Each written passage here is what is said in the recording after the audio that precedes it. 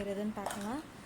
இதுக்கு carrot, beans, வாழைக்காய், வழுதனங்காய், கத்தரிக்காய், பூசணிக்காய், புடலங்காய், வெள்ளரிக்காய், முருங்கைக்காய், சேனக்கிழங்கு இதெல்லாம் சேர்த்துக்கலாம். ஒரே சைஸில் கட் பண்ணி வச்சுக்கணும், நீளமாக. அப்புறம் ஒரு பேனில் ஆயில் விட்டுட்டு கொஞ்சமாக கடுகு நல்லா வெடிச்சப்புறமா கருவேப்பிலை சேர்த்துக்கலாம்.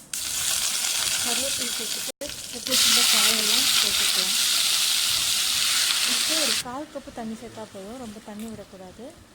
கொஞ்சமாக மஞ்சள் தூள் சேர்த்துக்கலாம். இனி ஒரு லிட் போட்டு கவர் பண்ணி குக் பண்ணிக்கலாம்.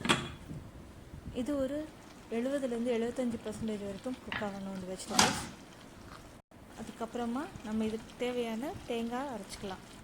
தேங்காய், பச்சை மிளகாய், மஞ்சள் தூள், ஜீரகம், ஒரு பல் பூண்டு, 2 சின்ன வெங்காயம் சேர்த்துக்கலாம்.